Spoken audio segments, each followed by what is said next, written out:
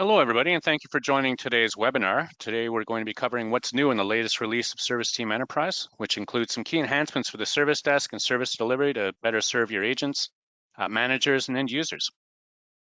My name is Derek Renton. I'm going to be moderating today's webinar and presenting a demonstration of Provance ServiceTeam Enterprise with Brian Field. Before we get started, a couple of housekeeping items. I've muted all attendees, so if you have any questions, please submit them through the Go to Questions panel on the GoToWebinar window, and I'll address them towards the end of our session. And secondly, this webinar is being recorded, so if there's others from your organization that had planned to attend and weren't able to and are interested in seeing it, please contact us for a link. With that, we will get started. So I think most of the people on the call know us, but for those that don't, Provance as a company has been in business since 1997, going into our 26th year. We have a robust history as an industry solutions partner working with Microsoft to build solutions on platforms that are native and tested with Microsoft technology. Currently, with our newest generation of ITSM and ITAM products built in Power Apps, we leverage the Power Platform, Azure, and other Microsoft technologies, which are all integral to the exploding Power Platform and Dynamics 365 market. Our team has vast experience in ITSM and ITAM software on Microsoft platforms, combining architecture and solution design with ITIL v3 and v4 expertise. We've worked with hundreds of customers and hundreds of thousands of end users across all industries, including state and local government, education, and managed service providers. We have a global implementation experience and services expertise to implement and support ITSM and ITAM and ensure technical risk reduction. With Power Platform, we're able to leverage an industry-leading scalable platform managed and underpinned by Microsoft Azure. Provance ServiceTeam is hosted in your tenant in a Microsoft data center, so you get the world-class security and availability that goes along with that. The opportunity to build a line of business applications in a modern, low-code manner makes it possible for us to design and build enterprise-level ITSM and ITAM applications, and with the codeless configuration capabilities, changes are easily accommodated and applied. And this is reflected in our latest release, where we've added some key enhancements like productivity panes within tickets. So it surfaces relevant activities in a 360-degree view, and it's a significant productivity enhancement for agents. There's a research center with knowledge-centered service, so easily searchable information, improving agent productivity. There's event management, so bringing in events and alerts for increased ITIL-Aligned capabilities for proactive action and fast response. Service mapping, so mapping configuration items to services, providing agents and managers with instant service impact analysis. DevOps Integration Enhancement, which operates bi-directionally for greater efficiency for service desk and DevOps teams. And enhanced service definitions within the service catalog with respect to the service maps, plus all of our latest out-of-the-box Power BI reports. So that's an overview of what we're going to see, but enough talk, let's see it in action. So Brian, over to you to show us some of these new features. All right, sounds very good. So let me go ahead and share, and we'll get started. All right, just confirming I see your screen. All right, thank you, appreciate that. Okay, so again, I'm going to highlight, as Derek just mentioned, I'm going to highlight the some of the new capabilities here within V2. There's obviously, for those who are using it currently or ServiceTeam currently, you'll be very familiar with the interface and what a ticket looks like. However, I'm going to show you some things that are new as we're going through with respect to ticket management and other aspects of the user experience and what you can do and some of the features. I'm going to start though here with the portal. This is one item that wasn't listed specifically in the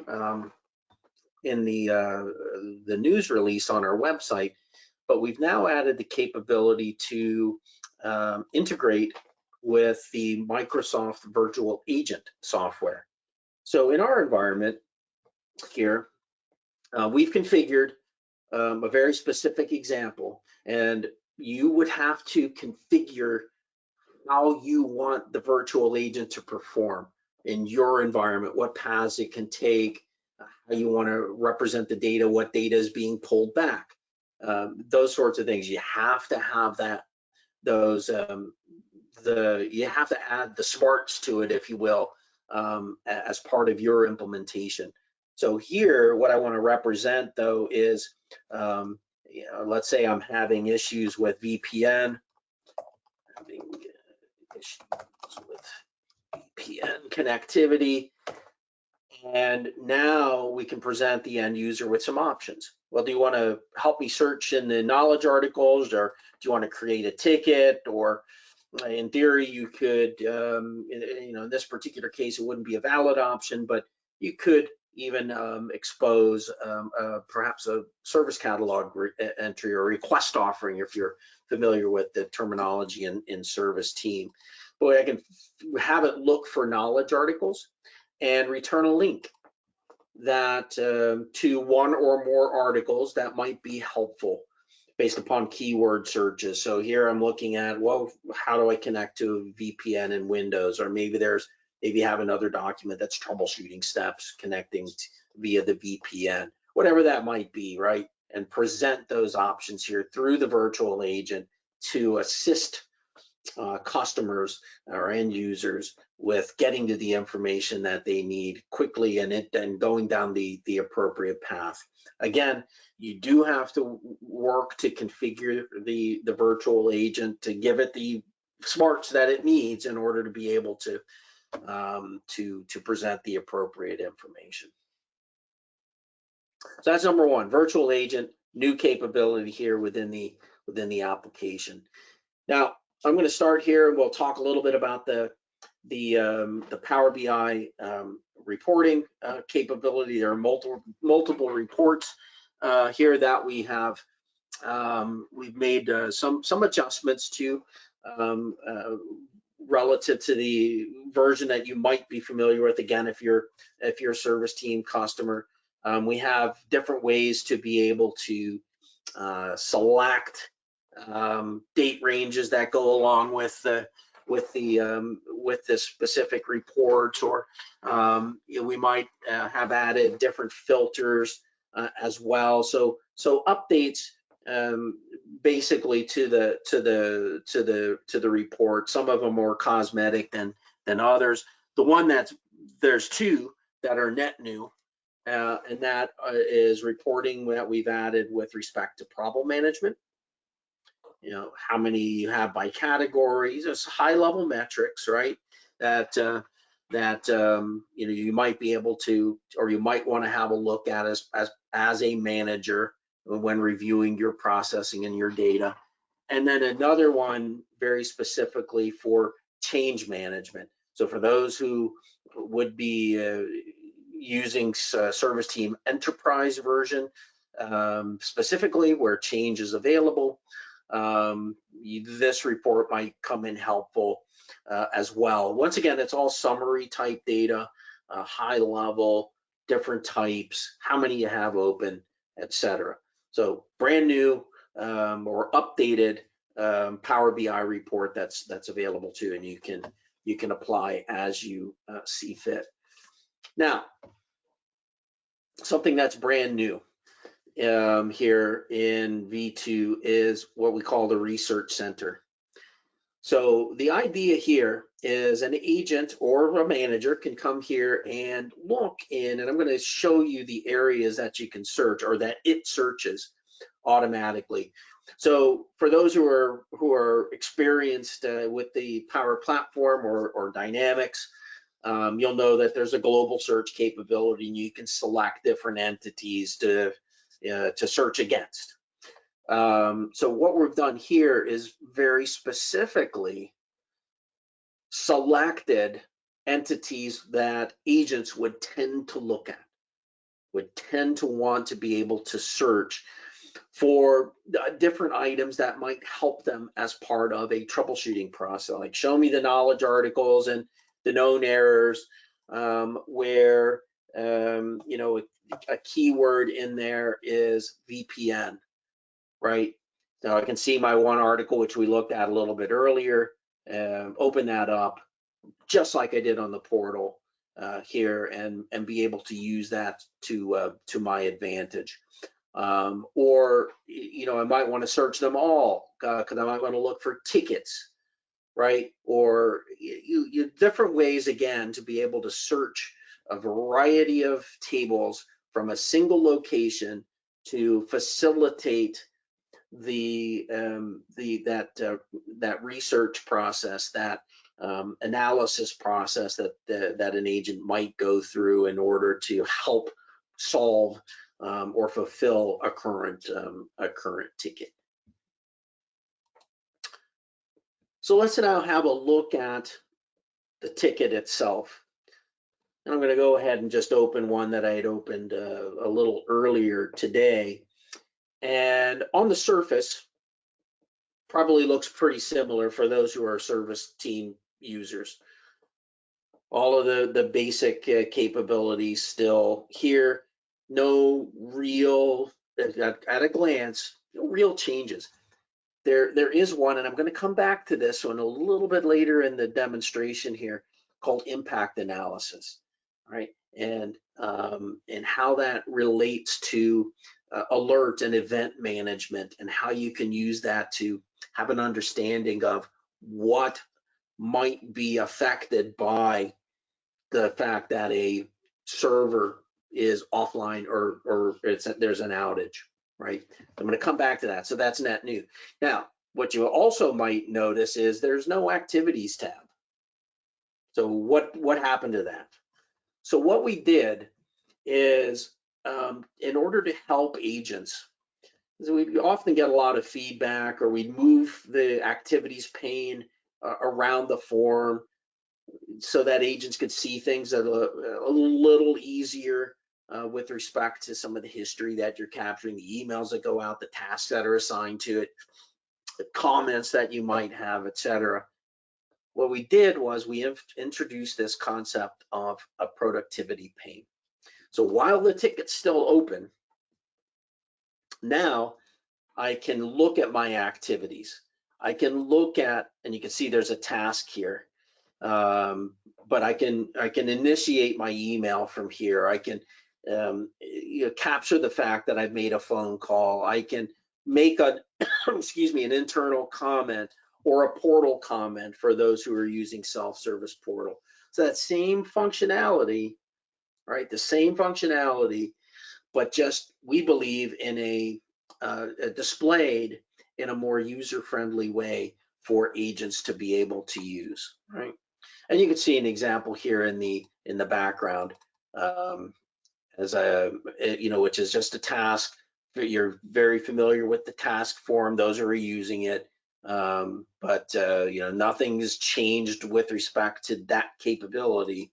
It's just how we are affecting the visualization of those particular activities, or those attachments, where you might have an attachment to a note that we now pull out and show very specifically. I don't have one on this particular ticket, but it would extract that attachment and put a copy here.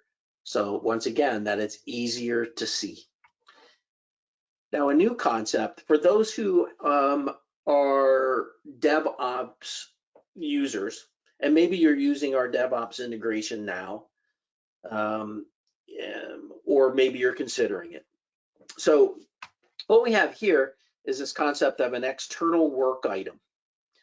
And I'm going to go ahead and create a brand new one here, just so you can see how this will work.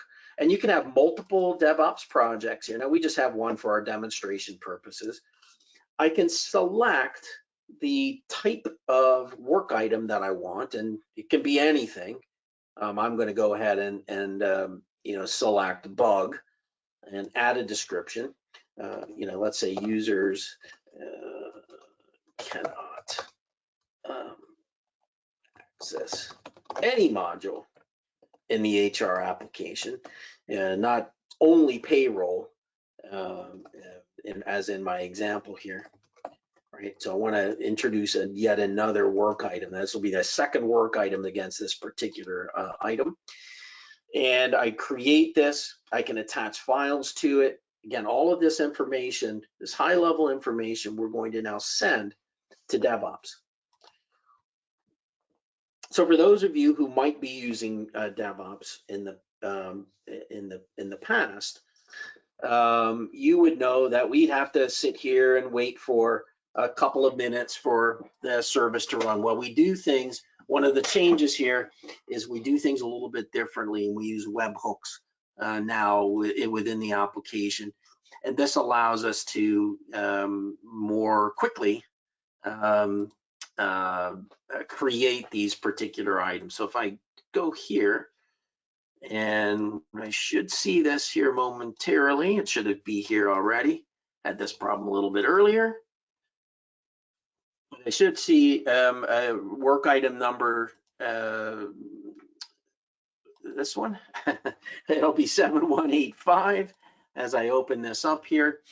And now can have that understanding. And also I'll see, we'll open up this work item form here, and we'll see that hopefully, yep, there we go, 7185. It's now synced to DevOps, and I can open this, look at this record from DevOps now, hopefully, and be able to act upon it as I'm going forward. So 7185, 7185. All right, I'm not going to belabor this. This should be showing up here momentarily, or I should see it. This could be just user error on my part. But let me go over here. One final effort. There we go. Again, I had to get out of my own way. So now I can look at 7185 here. We do include a link back to that work item here in the DevOps record. I can choose to communicate here. So if I do hashtag ITSM, I can say, did you confirm with all users? All right, I want to have this confirmation now on this. All right, save that, and it's going to initiate and capture a conversation. Now, what we also do, in the interest of time, I'm not going to show this here. But I could do hashtag ITSM TK, and it would automatically create a ticket. So this is net new. DevOps integration never did that before. In V2 it does. We could only create a work item but not create a ticket, or we can create a change request as well. So we could do ITSM CR and automatically initiate a change. Now it's only going to give us some high-level information, only some of the basic data that we can draw from the record and be able to create that ticket and create that change. But you'll now have that relationship between a work item and a ticket or change that was spawned from it. So if I go back now to my ticket, and if I refresh this so we can see some changes, again, I've got, now I have my number and my status. And again, if I update the status of the bug record to active or closed, I'm going to see that here as well. If I look at conversations, though, I'm going to now not only see the communication that I did on that last bug, right? Did you confirm with all users? I can see that here, but you'll see that on the other work item that was associated to this ticket, that I had another conversation again earlier this morning, right? So two work items, individual conversations. I can separate them and really have a nice way to be able to communicate as an agent where I don't have access to DevOps, but yet I can interact almost as if I do.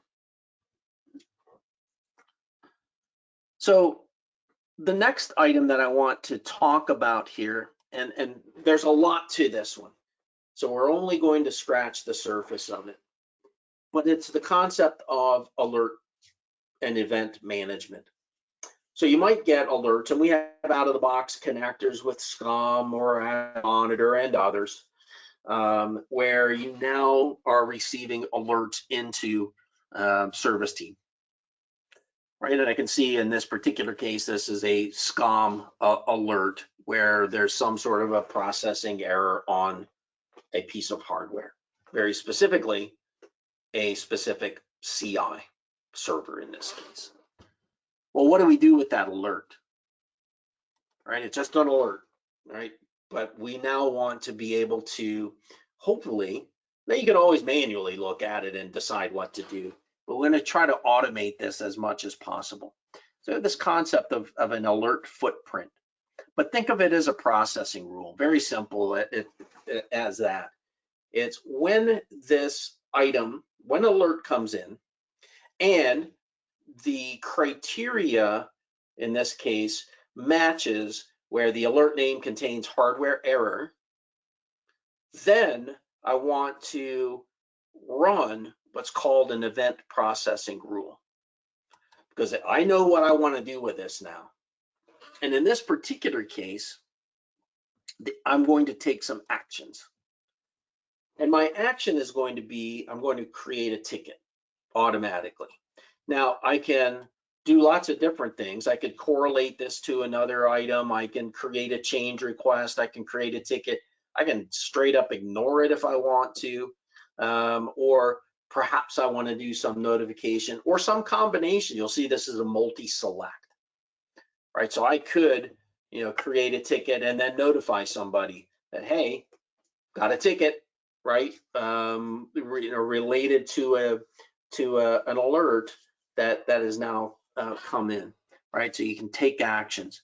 I can affect the status of the CI, where I'm now going to indicate, based upon this error message, that this is on an offline item. So that prod 1 SQL Server is offline. At the same time, because I've chosen to create a ticket, I'm going to apply, and many of you are probably familiar with the ticket template concept.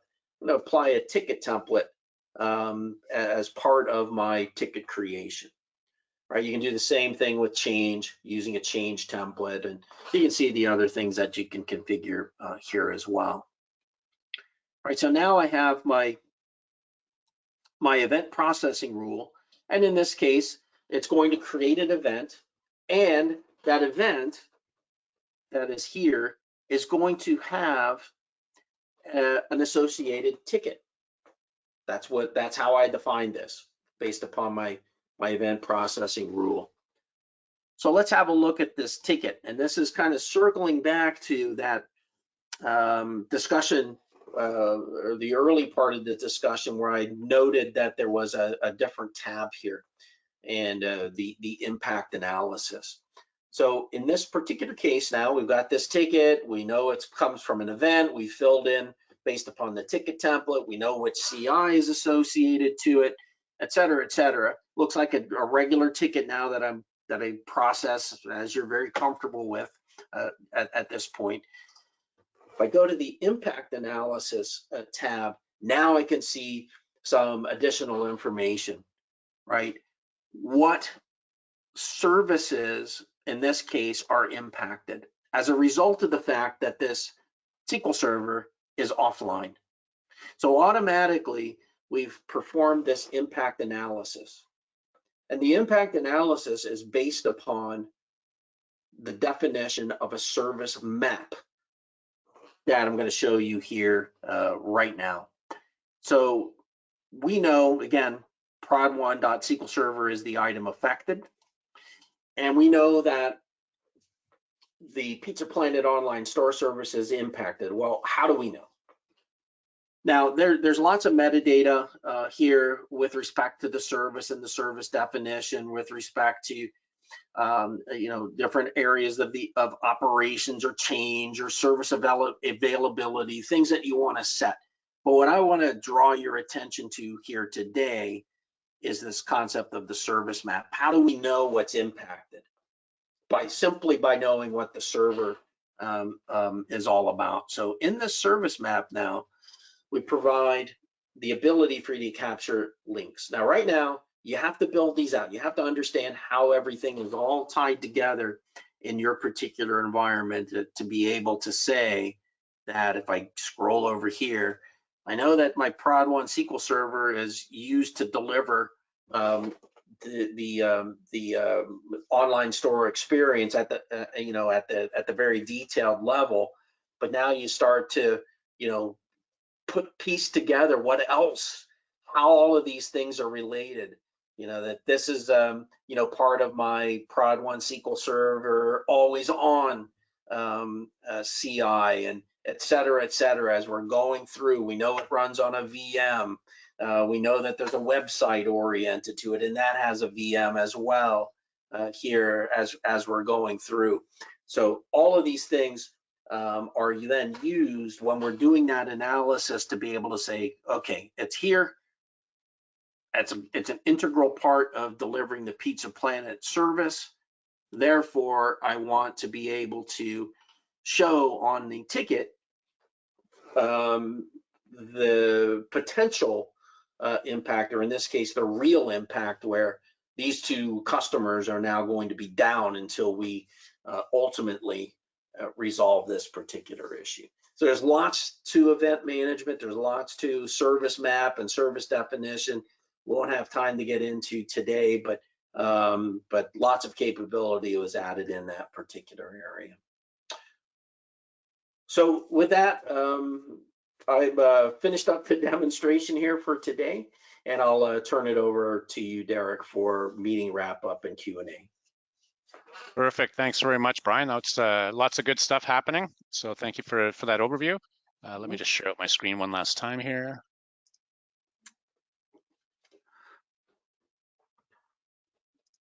All right, so that brings us to the end of the demo portion. So I wanted to open up to questions. Brian, we have a couple of questions that have come in.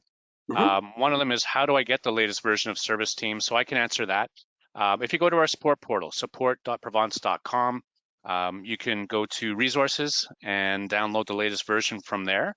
If you don't have access to our support portal, then reach out to us at info@provance.com. We'll get you set up so you can download that as required. And kind of going along with that, there was another question, do I need to apply this version now? The answer to that is no. So you can absolutely download it, put it into your test environment and see how it is. Go through the release notes and see if there's particular features. I hope there are. I think there are probably some good features in there you could take advantage of, but see what's in there and see how it applies to you. There's no mandatory requirement to apply the latest version, so you can wait until you're ready and download it when required. Third one, Brian, I'll get you to answer, is what happens to my custom configurations when I apply the upgrade? Nothing should happen to them. So if we're following best practice, if we've helped you with the implementation, we would have created the appropriate copies of forms or net new workflows or cloud flows or fields for you as part of your configuration that will not be impacted. So as with anything, right? There's going to be new features perhaps that we would want to implement, and maybe on a form that that we would need to update, or that you would need to update. So there is an analysis there, but anything that you've done with respect to your configuration in your particular environment is not impacted at all. It won't be affected, and it will remain intact going forward. Perfect. Okay, thanks, Brian. All right, that takes us to the bottom of the hour, and I think that addresses all of the questions that we had. So one last slide. Make sure you stay connected with us at provance.com. Follow us on LinkedIn, Twitter, and Facebook. Again, this will be recorded and posted on our website, or reach out to us at info@provance.com for a link. And thank you, everybody, for taking the time to attend and see what's new in our latest version of ServiceTeam Enterprise. And we look forward to engaging soon. Have a great day.